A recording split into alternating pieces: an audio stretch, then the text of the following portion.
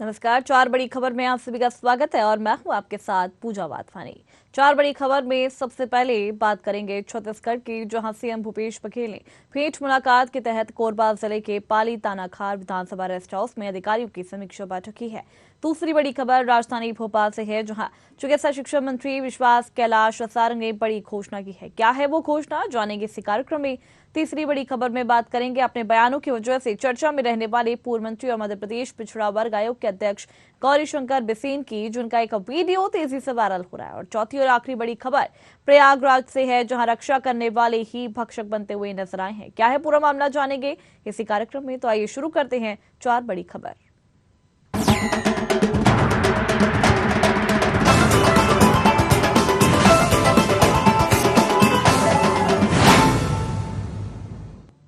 शुरू करते हैं पहली बड़ी खबर से, जो छत्तीसगढ़ के सीएम भूपेश बघेल भेंट मुलाकात के तहत कोरबा जिले के पाली तानाखार विधानसभा रेस्ट हाउस में अधिकारियों की समीक्षा बैठक की है। इस दौरान पीएचई के ईई को शुद्ध पानी उपलब्ध कराने, पानी में आर्सेनिक और फ्लोराइड की समय समय पर जांच करवाने के निर्देश दिए हैं।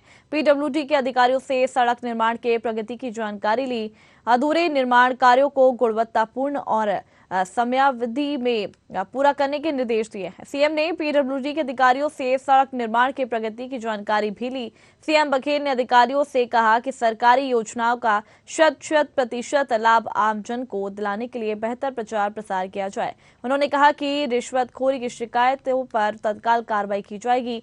सीएम बघेल ने कहा कि औद्योगिक जिला होने के बाद भी बहुत सी विसंगतियां हैं। आमजन के जीवन की बेहतरी के लिए बेहतर प्रयास करने की आवश्यकता है।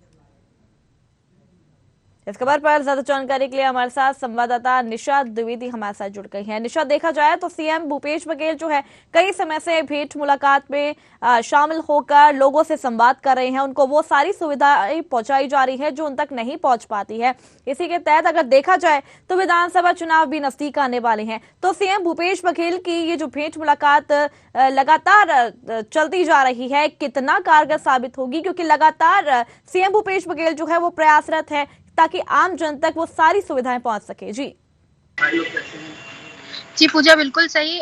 जिस प्रकार मुख्यमंत्री भूपेश बघेल का लगातार भेंट मुलाकात कार्यक्रम का सिलसिला जो है वो जारी है। हमने देखा कि सिहावा पहले वो गए, उसके बाद कल कोरबा के दौरे पर थे और कोरबा में कल पाली में उनका जो भेंट मुलाकात का कार्यक्रम है वो चल रहा था। आज वहां पर जो कुछ सौगातें भी मुख्यमंत्री भूपेश बघेल ने दी, इसके साथ समीक्षा बैठक अधिकारियों के साथ की और प्रेस वार्ता को भी संबोधित किया। कई सारी ऐसी जो समस्याएं थी वहां पर जो आम लोगों की, उनसे भी वो रूबरू हो रहे थे। साथ में प्रदेश के मुखिया से गांव-गांव के जब लोग मिल रहे हैं तो कहीं ना कहीं उनके जो चेहरे पर एक खुशी अलग से दिखती है, वो भी जायज है कि प्रदेश का मुखिया स्वयं उनके गांव तक पहुंच रहा है। और इसी के साथ अब तक मुख्यमंत्री भूपेश बघेल 60 विधानसभाओं का दौरा कर चुके हैं। कल जब वो पाली विधानसभा के दौरे पर थे और आज अधिकारियों की समीक्षा बैठक ले रहे थे, तो कई बेहद संवेदनशील निर्णय जो है वो भी सामने आए। जल की समस्या एक बड़ा मुद्दा था पाली में, उसके लिए भी मुख्यमंत्री भूपेश बघेल ने आदेश जारी किया है कि जो जल की समस्या हो रही है उसको देखा जाए और उसकी निगरानी की जाए। इसी के साथ चाकूबाजी की जो समस्या है और कानून संबंधित जो समस्याएं थी उन पर भी भूपेश बघेल ने अपनी एक नजर डाली और समीक्षा बैठक में अधिकारियों के साथ उस पर भी चर्चाएं की, क्योंकि प्रदेश में लगातार चाकूबाजी की जो घटनाएं हैं वो सामने आ रही थी। इसी के साथ धान खरीदी जो की लगातार प्रदेश में जारी है, गाँव-गाँव के जो किसान है उनसे पहरा दान की अपील भी मुख्यमंत्री भूपेश बघेल कर रहे हैं। और अब तक हमने देखा कि 13 लाख क्विंटल जो पैरादान है वो किया जा चुका है महज 2 महीनों में। तो कहीं ना कहीं जो अपील मुख्यमंत्री भूपेश बघेल गांव के लोगों से कर रहे हैं, किसानों से कर रहे हैं, वो भी कारगर साबित हो रही है। और अभी भी वो जहां जहां पर भी जा रहे हैं तो पैरादान की अपील कर रहे हैं। इसी के साथ किसानों में जो धान खरीदी को लेकर जो खुशी जाहिर हो रही है, उससे भी जो है किसानों से फेस टू फेस बात कर रहे हैं, उनसे जानने की कोशिश कर रहे हैं कि जमीनी हकीकत क्या है, किस प्रकार की सुविधाएं उन्हें दी जा रही है जब वो अपना धान खरीदी केंद्रों तक लेकर जा रहे हैं, कौन कौन सी सुविधाएं हैं जिनसे उन्हें रूबरू होना पड़ रहा है। तो ये तमाम तरीके की चीजें थी जिनसे आज प्रदेश के मुखिया रूबरू हो रहे थे और अधिकारियों से समीक्षा बैठक कर रहे थे। जी बिल्कुल निशा, एक तरफ अगर देखा जाए तो भेंट मुलाकात कार्यक्रम के जरिए लगातार सीएम भूपेश बघेल जो है जनता से संवाद कर रहे हैं, उनकी समस्याओं का निराकरण कर रहे हैं, वहीं किसानों के लिए भी काफी अच्छा काम कर रहे हैं। और दूसरी तरफ अगर देखा जाए तो आदिवासी वर्ग जो है अभी भी खासा नाराज चल रहा है सीएम भूपेश बघेल से। क्या लगता है कि जिस तरीके से सीएम भूपेश बघेल भेंट मुलाकात कार्यक्रम लगातार कर रहे हैं, विधानसभा चुनावों में उसका असर देखने को मिलेगा, या आदिवासी वर्ग जिस तरीके से नाराज है उसका भी खामियाजा सीएम भूपेश बघेल को भुगतना पड़ सकता है? जी पूजा, इस पर अब तक कोई बात साफ नहीं हो पाई है, क्योंकि भूपेश बघेल ने जिस प्रकार अपनी जो चीजें हैं आदिवासी समुदाय को लेकर आरक्षण का जो मुद्दा था उस पर साफ साफ तौर पर विशेष सत्र में उन्होंने जो मुद्दा उठा था उस पर अपनी राय रखी थी और उसके साथ विधेयक पटल पर रखे और उन विधेयकों को पास कर दिया गया। लेकिन जो मामला है वो आकर राज्यपाल की झोली में अब फंस गया है। उन्होंने हस्ताक्षर नहीं किए हैं विधेयक में और वो विधेयक अब तक प्रदेश में लागू नहीं हो पाया है। दूसरी ओर अगर हम देखते हैं कि प्रदेश के मुखिया ग्राम ग्राम तक पहुंच रहे हैं, जो भेंट मुलाकात के तहत अब तक वो 60 विधानसभाओं का दौरा भी कर चुके हैं, वहां पर लोगों से मिल रहे हैं, जमीनी हकीकत को जान रहे हैं, तो आने वाले चुनाव में इसका फायदा जरूर सरकार को देखने को मिल सकता है, कांग्रेस पार्टी को देखने को मिल सकता है। लेकिन अभी चुनाव में 10 महीने शेष हैं, कुछ भी नहीं कहा जा सकता है कि मुद्दा कब कौन सा गर्म होगा या किस मुद्दे पर जो चुनावी संघर्ष यहाँ देखने को मिलेगा वो क्या होगा। आदिवासी आरक्षण एक बहुत बड़ा मुद्दा है जिसमें आदिवासी समुदाय का आक्रोश जाहिर से तौर पर देखा जा सकता है। कई बार उन्होंने चुनौतियां भी दी हैं कि आगामी चुनाव में यदि उनकी मांगे नहीं मांगी जाएंगी तो वो अपने लोगों को, अपने प्रतिनिधि को खड़ा कर सकते हैं। तो ये भी एक बड़ा मुद्दा बन सकता है बीजेपी के लिए और कांग्रेस के लिए भी। कहीं ना कहीं अगर ये आरक्षण लागू नहीं हो पाता है प्रदेश में या आदिवासी प्रदेश से छत्तीसगढ़ बाहुल यहाँ पर आदिवासियों का है, तो कहीं ना कहीं दोनों पार्टियों के लिए नुकसानदेह होगा और इसे आने वाले समय में देखा जा सकता है। जी पूजा। चलिए, बहुत बहुत शुक्रिया निशा हमारे साथ जुड़ने के लिए, जानकारी देने के लिए। तो ये थी आपके सामने पहली बड़ी खबर। बढ़ते हैं दूसरी बड़ी खबर की तरफ, जौन चुके शिक्षा मंत्री विश्वास कैलाश सारंग ने बड़ी घोषणा की है। बता दें कि मंत्री सारंग ने कहा कि नरेला विधानसभा से चांदी की 17 ईंटें राम मंदिर भेजी जाएंगी। वहीं नरेला विधानसभा के सभी 17 वार्डों में चांदी की ईंटों की पूजा की जाएगी। साथ ही सारंग ने मकर संक्रांति पर नरेला में पतंग महोत्सव की घोषणा की है। आइए जानते हैं उन्होंने क्या कुछ कहा। नरेला विधानसभा में हमने एक बात का निश्चय आज और किया है कि श्री राम लला का जो मंदिर अयोध्या में माननीय नरेंद्र मोदी जी के शिलान्यास के बाद बनना शुरू हुआ है, उसमें हमारा भी योगदान हो, आम नागरिक भी उसमें कहीं ना कहीं कार सेवा में प्रत्यक्ष अप्रत्यक्ष रूप से सम्मिलित हो सके। उस मंतव्य से नरेला विधानसभा के हर वार्ड से एक चांदी की ईंट हम राम मंदिर निर्माण के लिए भेंट करने जाएंगे। नरेला विधानसभा में 17 वार्ड हैं, हर वार्ड की एक चांदी की ईंट बनकर एक एक घर में उसकी पूजा अर्चना, उसका अभिषेक होगा और वो 17 की 17 ईंट हम अयोध्या ले जाकर राम मंदिर ट्रस्ट को भेंट करेंगे और राम मंदिर की जो निर्माण है उसमें हम सबका ये एक छोटा सा भेंट हम अर्पित करेंगे। माननीय मंत्री जी, तो इस खबर पर ज्यादा जानकारी के लिए हमारे साथ संवाददाता कृष्णा शर्मा हमारे साथ जुड़ गए हैं। कृष्णा, जिस तरीके से यहाँ पर मंत्री सारंग ने घोषणा की है, तो क्या कुछ उन्होंने घोषणा की है, सबसे पहले तो आप ये बताइए। देखिए, अयोध्या में राम मंदिर निर्माण हो रहा है और उसके लिए पूरे देश से जो सहयोग राशि है वो भी एकत्रित की गई है, लेकिन अब अलग अलग जगह से अपने सहयोग के रूप से धन और जो भी सामग्री है वो दी जा रही है। इसी क्रम में नरेला विधानसभा से जो विधायक हैं विश्वास सारंग और मध्य प्रदेश शासन में मंत्री हैं, वो अपने विधानसभा के 17 वार्डों से 17 चांदी की ईंटें अयोध्या भेजने की तैयारी कर रही है और अभी चांदी की ईंटों का निर्माण भी चल रहा है और विश्वास सारंग ने कहा है कि जल्द ही इन ईंटों की पूजा की जाएगी, सारे वार्डों में पूजा की जाएगी और इसके बाद अयोध्या के राम मंदिर निर्माण में जो ट्रस्ट है। तो बिल्कुल कृष्णा, अगर देखा जाए तो विधानसभा चुनाव भी नजदीक आने वाले हैं, तो कैसा कह सकते हैं कि ईंट के जरिए फिर राम बीजेपी का मनोरथ पूरा करेंगे?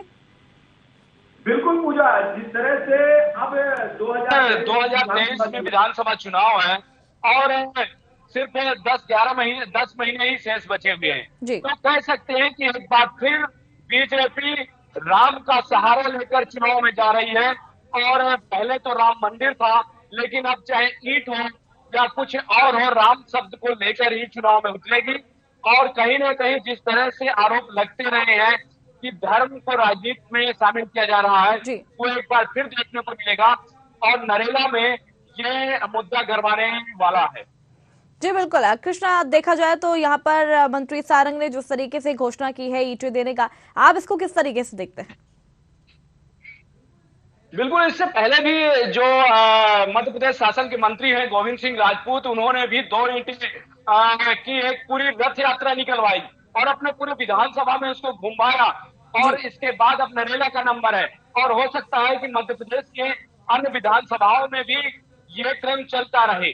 तो कहीं ना कहीं देखिए, धर्म की जो धार्मिक क्षेत्र है उसको अलग रखना चाहिए, लेकिन अब चूंकि विधानसभा चुनाव है, इससे पहले भी ये किया जा सकता था, लेकिन विधानसभा चुनाव के ऐन वक्त में ये एक बहुत बड़ा वोट बैंक साधने का तरीका हो सकता है।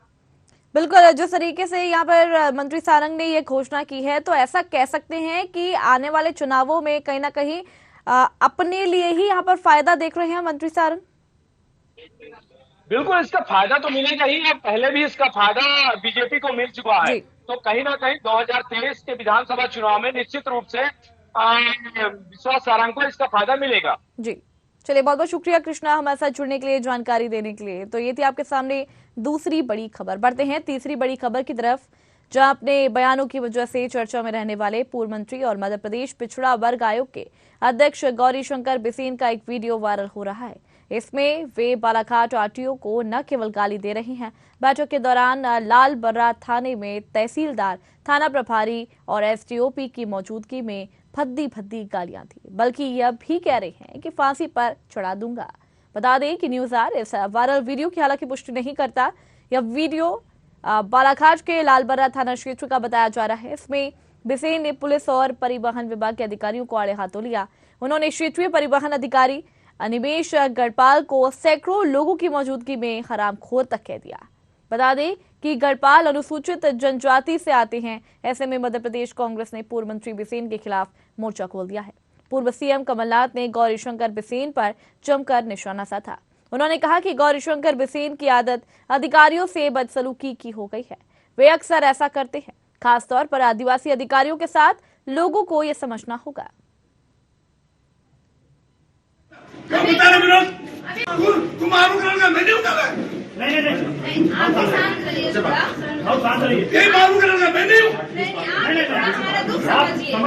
आप हमारा दुख भी थोड़ा समझिए।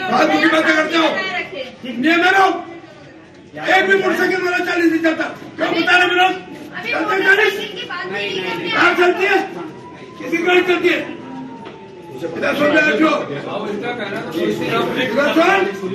आज के बाद कोई गाड़ी ज्यादा चली, मेरे को सारे फांसी पे चढ़ा दूंगा मैं।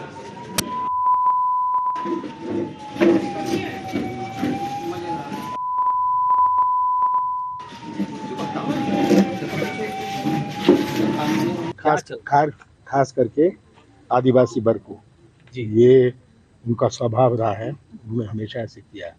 ये इनकी सोच, इनकी भावनाओं का एक प्रतीक है।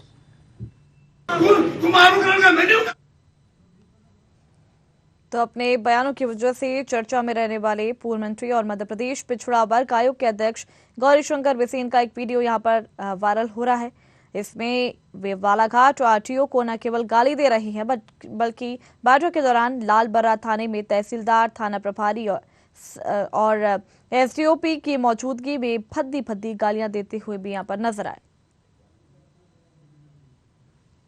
इस खबर पर ज्यादा जानकारी के लिए हमारे साथ संवाददाता विवेक सिंह हमारे साथ जुड़ गए हैं। विवेक, जो तरीके से पूर्व मंत्री गौरीशंकर बिसेन ने एक भद्दी भाषा का यहाँ पर प्रयोग किया है, आप क्या कहेंगे कि ऐसे पूर्व मंत्री को क्या ऐसी भाषा शैली का प्रयोग करना चाहिए? क्या खामियाजा भुगतना पड़ेगा इनको? बिल्कुल, अगर हम बात करें पूर्व कृषि मंत्री हैं और अभी भी उन्हें कैबिनेट मंत्री का दर्जा है। दरअसल अगर हम बात करें तो वह पिछड़ा वर्ग कल्याण आयोग के अध्यक्ष हैं और साथ ही बीजेपी से विधायक भी हैं। तो कहीं ना कहीं निश्चित रूप से एक जो जनप्रतिनिधि होते हैं, उन्हें किसी भी कार्यक्रम में अपनी भाषा पर संयम रखना पड़ता है और इसको लेकर भारतीय जनता पार्टी के नेता कई बार कहते भी आए हैं कि संयम रखना होगा, क्योंकि अगर हम बात करें इसके पहले मंत्री बिसाहू लाल सिंह की, तो उनका एक विवादित बयान सामने आया था जिसको लेकर मुख्यमंत्री शिवराज सिंह चौहान ने बिसाहू लाल सिंह को अपने बंगले पर बुलाया था और फटकार भी लगाई थी और कहा और सभी से अपील भी की थी मंत्रियों से और जनप्रतिनिधियों से कि वे अपनी भाषा का संयम रखें और जो भाषा शैली है उस पर नम्रता बरतें। कहीं ना कहीं अगर हम किसी कार्यक्रम में, सार्वजनिक कार्यक्रम में होते हैं तो किस भाषा का उपयोग करना चाहिए उसका जरूर ध्यान रखें, और जनप्रतिनिधि हो चाहे आम व्यक्ति हो उसको लेकर कहीं ना कहीं ध्यान रखना चाहिए कि हमारी भाषा संयमित हो जिससे कि किसी की को ठेस ना पहुंचे। लेकिन अगर हम गौरीशंकर बिसेन की बात करें, इनके पहले भी कई ऐसे वीडियो वायरल हो चुके हैं, लेकिन अभी जो ताजा वीडियो आया है, हालांकि न्यूज हार इस वीडियो की पुष्टि नहीं करता है, लेकिन जो वीडियो सामने आया है जो सोशल मीडिया पर वायरल हो रहा है उसमें वो बालाघाट के जो आरटीओ हैं उनको भद्दी भद्दी गालियां देते हुए सुनाई दे रहे हैं उस वीडियो में। और कहीं ना कहीं इस दौरान कई जिम्मेदार अधिकारी भी वहां पर मौजूद थे, आम लोग भी वहां पर मौजूद थे। इसको लेकर अगर हम बात करें तो कांग्रेस ने भी निशाना साधा है, मध्य प्रदेश के पूर्व मुख्यमंत्री और पीसीसी चीफ कमलनाथ ने भी निशाना साधा है। उन्होंने कहा है कि भारतीय जनता पार्टी का और गौरीशंकर बिसेन का यही चरित्र है और यही उनके संस्कार हैं और जिस तरीके से वह अधिकारियों को धमकाते हुए नजर आ रहे हैं, तो इसको लेकर निशाना साधा है। भाई अगर हम भारतीय जनता पार्टी की बात करें तो भारतीय जनता पार्टी उनके बचाव में नजर आ रही है। भारतीय जनता पार्टी का कहना है कि वीडियो एडिट किया गया है, कांग्रेस की चाल है, लेकिन अब यह कांग्रेस की चाल है या फिर वाकई वह भद्दी गालियां देते हुए नजर आ रहे हैं जिसमें वह सुनाई दे रही हैं गालियां, अगर ऐसा है तो कहीं ना कहीं निश्चित रूप से जो जनप्रतिनिधि होते हैं, क्योंकि जिम्मेदार हैं भाई और पूर्व मंत्री भी हैं और अभी भी उन्हें कैबिनेट मंत्री का दर्जा प्राप्त है और वर्तमान में वह विधायक भी हैं, तो ऐसे में कहीं ना कहीं जिस तरीके से वह भाषा का उपयोग कर रहे हैं तो समाज में गलत संदेश जाता है कि एक जनप्रतिनिधि होने के नाते वह अभद्र भाषा का उपयोग अधिकारियों के लिए करते हैं, किसी के लिए भी हालांकि हम बात करें तो नहीं करना चाहिए। लेकिन जो वीडियो में सुनाई दे रहा है उससे साफ जाहिर होता है कि उनकी जो भाषा शैली थी वह बिल्कुल ही संयमित नहीं थी और उसको कोई भी समाज इसको सभ्य नहीं मान सकता है। तो निश्चित रूप से अब देखना होगा कि जिस तरीके से भारतीय जनता पार्टी उनके पक्ष में नजर आई है और बचाव करती नजर आई है कि कांग्रेस की चाल है और वीडियो को एडिट किया गया है, तो भाई कांग्रेस भी कहीं ना कहीं अब पूर्व मंत्री और जो है गौरीशंकर बिसेन और जो पिछड़ा वर्ग कल्याण आयोग के अध्यक्ष भी हैं उसमें कमलनाथ ने हमला बोला है और उन्होंने कहा है कि भारतीय जनता पार्टी भले ही एसटी और एससी की बात करती हो, लेकिन जिस तरीके से गौरीशंकर बिसेन एक एसटी वर्ग के अधिकारी को लेकर जिस तरीके से भाषा का उपयोग कर रहे हैं, इससे साफ जाहिर होता है कि Bharatiya Janata party SC ST को सिर्फ दिखाने के लिए बात करती है, लेकिन जो उनका व्यवहार है वह आज सामने जरूर आया है। जी तो बिल्कुल जिस तरीके से यहाँ पर वीडियो वायरल हुआ है, भद्दी भद्दी भाषा का प्रयोग किया गया है पूर्व मंत्री द्वारा, तो वहीं कांग्रेस ने भी इसको आड़े हाथों लिया है, एक नया मुद्दा बना लिया है। भले ही इस वीडियो की पुष्टि नहीं हुई हो कि ये सच है या झूठ है, लेकिन अगर बात की जाए कि अगर जांच में ये वीडियो सच माना गया, इस तरीके से भाषा का प्रयोग किया गया अगर पूर्व मंत्री द्वारा, तो सरकार इसको किस तरीके से देखेगी, क्या कुछ इस पर कार्रवाई करेगी? बिल्कुल, अगर हम बात करें जिस तरीके से कांग्रेस पर भारतीय जनता पार्टी ने आरोप लगाया है कि वीडियो को एडिट किया है और कांग्रेस की यह चाल है, लेकिन जो आपने सवाल किया है कि अगर जांच होती है और उसके बाद क्या कार्रवाई की जाएगी, सबसे बड़ा सवाल यह होता है कि सरकार खुद ही जांच कराती है या फिर अधिकारी इसकी शिकायत करते हैं या फिर कांग्रेस किसी तरीके से शिकायती आवेदन जांच के लिए देती है और पूर्व मंत्री और जो वर्तमान में कैबिनेट का मंत्री का दर्जा प्राप्त है गौरीशंकर बिसेन को, उनके खिलाफ जांच की मांग करती है और उनके खिलाफ कार्रवाई की मांग करती है। यह भी बड़ी बात तो होगी देखने वाली कि कांग्रेस मांग करती है या फिर सरकार खुद स्वतः इस मामले को संज्ञान में लेती है या फिर जो आरटीओ हैं जिनको लेकर भाई भद्दी भद्दी भाषा का इस्तेमाल कर रहे हैं भाई खुद इस मामले में शिकायत दर्ज कराते हैं। यह जरूर देखने वाली बात होगी, लेकिन कहीं ना कहीं जिस तरीके से उन्होंने भाषा का उपयोग किया है वह एक सभ्य समाज में उसको कोई भी स्वीकार नहीं करेगा। लेकिन अब यही जो हम बात कर रहे हैं, जो आपने सवाल किया है कि उस पर कार्रवाई होगी या नहीं होगी, सबसे पहले तो सवाल यही उठता है कि इसकी शिकायत कोई करता है या फिर सरकार स्वतः इस मामले का संज्ञान लेती है और उसके बाद सरकार क्या कार्रवाई करती है और कानून इस पर क्या कार्रवाई करता है। जी बिल्कुल, अगर देखा जाए तो पूर्व मंत्री जो है पहले भी ऐसी चर्चाओं में बने हुए हैं, पहले ये पहला मामला नहीं, ऐसे पहले भी मामले आए हैं। उनका एक वीडियो, काफी सारे वीडियो जो है वायरल हो चुके हैं, वहां पे अपनी अभद्र भाषा का भी वे काफी इस्तेमाल कर चुके हैं और एक बार फिर ये वीडियो वायरल हुआ है जिसको यहाँ पे नकारते हुए नजर आ रहे हैं कि वीडियो जो है वो सही नहीं है। हालांकि न्यूज़ आर इस वीडियो की पुष्टि नहीं करता, लेकिन अगर देखा जाए, अगर ये वीडियो सच हुआ और पहले जिस तरीके से उनका ग्राफ देखा गया है पूर्व मंत्री का, एक बार फिर ये वीडियो आने के बाद तो क्या खामियाजा भुगतना पड़ेगा यहाँ पर? देखिए, निश्चित रूप से जो आपने पहले भी सवाल किया था कि आखिर सरकार क्या कार्रवाई करेगी, और वही सवाल है कि आखिर क्या खामियाजा उनको भुगतना पड़ेगा। तो सवाल यही उठता है कि सरकार खुद स्वतः इस मामले को संज्ञान लेती है, अधिकारी इसकी शिकायत करते हैं, या फिर विपक्ष इस कार्रवाई की मांग करता है। उसके बाद ही तय होगा कि शिकायत अगर होती है तो उसमें जांच की जाएगी, और अगर शिकायत ही नहीं होती है, सरकार खुद स्वतः संज्ञान नहीं लेती है, तो कहीं ना कहीं जिस तरीके से उनके पुराने वीडियो सामने आए हैं और भाई ठंडे बस्ते में चले गए हैं, तो कहीं ना कहीं अगर शिकायत नहीं होती है, विपक्ष में भी मांग नहीं करता, तो यह वीडियो भी कहीं ना कहीं वो जो विवाद है वह भी ठंडे बस्ते में नजर आएगा। लेकिन कहीं ना कहीं अब 2023 में विधानसभा के चुनाव होना है, तो ऐसे में भारतीय जनता पार्टी पर हमला बोलने के लिए कांग्रेस जरूर कसर नहीं छोड़ेगी और कार्रवाई की मांग भी करेगी। अब देखना होगा कि कार्रवाई की मांग करती है या नहीं करती है, और अगर वीडियो में सच्चाई सामने आती है, उसके बाद यही भी देखने वाली बात होगी कि उनके ऊपर क्या कुछ कार्रवाई होती है और क्या कुछ उन पर कड़ा एक्शन लिया जाता है। जी चलिए, बहुत बहुत शुक्रिया विवेक हमारे साथ जुड़ने के लिए, जानकारी देने के लिए। तो ये थी आपके सामने तीसरी बड़ी खबर। बढ़ते हैं चौथी और आखिरी बड़ी खबर की तरफ, जहां प्रयागराज से बरेली जा रही युवती के साथ त्रिवेणी एक्सप्रेस में छेड़छाड़ हुई है। आरोपी यूपी पुलिस का जवान है। छेड़छाड़ में विफल होने से गुस्साए पुलिसकर्मी ने पीड़िता का सामान भी चलती ट्रेन से बाहर फेंक दिया था। पीड़िता जैसे ही बरेली रेलवे स्टेशन पहुंची, उसने तुरंत ही रेलवे पुलिस को घटना की जानकारी दी। शिकायत के बाद जीआरपी ने पूरे मामले की जांच शुरू कर दी है। छेड़छाड़ का ये मामला त्रिवेणी एक्सप्रेस के कोच 7 का बताया जा रहा है। बता दें कि आरोपी पुलिसकर्मी बरेली पुलिस लाइन में ही तैनात है। मैं इलाहाबाद यूनिवर्सिटी की स्टूडेंट हूँ। मैं इलाहाबाद से पीलीभीत आ रही थी, मेरे हॉस्टल का हॉलीडेज पड़े हैं, तो मैं इलाहाबाद से पीलीभीत आ रही थी। तो यहाँ पे मेरा जो ट्रेन थी वो थी त्रिवेणी एक्सप्रेस S7, और जो सीट नंबर था वो था मेरा 71 साइड लोअर। तो उधर से मैं आ रही थी, तो मेरे कंपार्टमेंट में लोग थे काफ़ी, बट जब ये बरेली जंक्शन आई तो वहाँ पे जो ट्रेन थी वो खाली हो गई थी। वहाँ पे मेरा जो कंपार्टमेंट था वो खाली हो गया था। तो वहाँ पे एक पुलिस वाले अंकल चढ़ रहे थे जिनकी 3 फीतियाँ थीं, वो चढ़े थे। तो फिर वो आके मेरे पास बैठे, उन्होंने मेरे को ऐसे मतलब टच करने की कोशिश की और मेरे से बोल रहे थे कि अरे चलो ऐसा कुछ नहीं होता, कुछ नहीं होता, आ जाओ आ जाओ। तो फिर वो ऐसा बोलने लगे, तो मैंने उनको धक्का दिया और मैंने ज़ोर से चिल्लाया। तो फिर वो हट गए थोड़ा दूर। फिर मैं दूसरे कंपार्टमेंट में चली गई जहाँ पे थोड़ी सी लेडीज़ थी। तो उनसे मैंने बोला, बट उन्होंने बोला कि बेटा आपका मामला है, आप खुद देखो। तो फिर मैं उसी कंपार्टमेंट में खड़ी रही।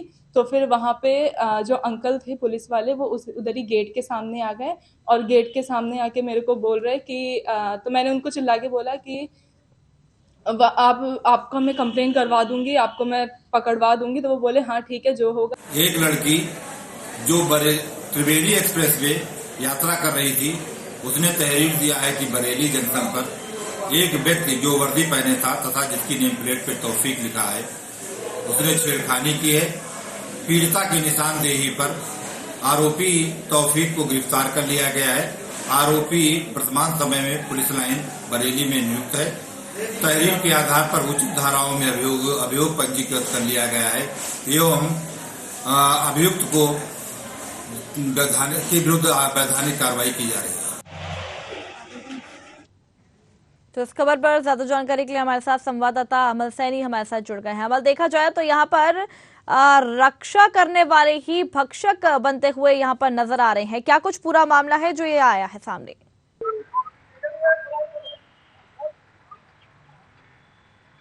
पूजा जी, मैं आपको बता दूं कि प्रयागराज से बरेली सफर कर रही थी लड़की ने गंभीर आरोप लगाए हैं और ये बर्दाधारी अधेड़ उम्र के पुलिसकर्मी ने युवती से त्रिवेणी एक्सप्रेस से छेड़छाड़ की थी और विरोध करने पर अज्ञात वर्दीधारी कर्मी की छेड़छाड़ युवती ने चीखने और चिल्लाने लगी। सामान लेकर भी ट्रेन से उतर गई और वर्दीधारी पुलिसकर्मी।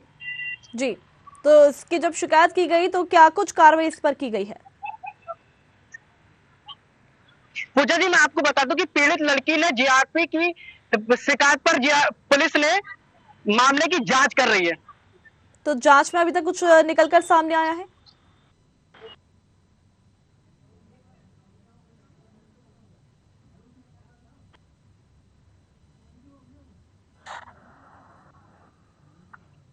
तो प्रयागराज से बरेली जा रही युवती के साथ त्रिवेणी एक्सप्रेस में छेड़छाड़ का ये मामला सामने आया।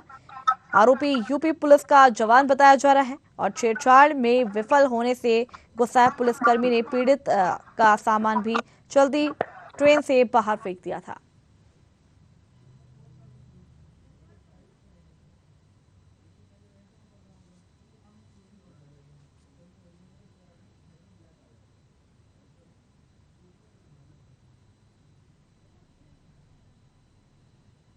तो ये थी आपके सामने 4 बड़ी खबर। अगली बार फिर मिलेंगे 4 नई बड़ी खबरों के साथ। तब तक लिए देखते रहिए न्यूज़ 8। नमस्कार।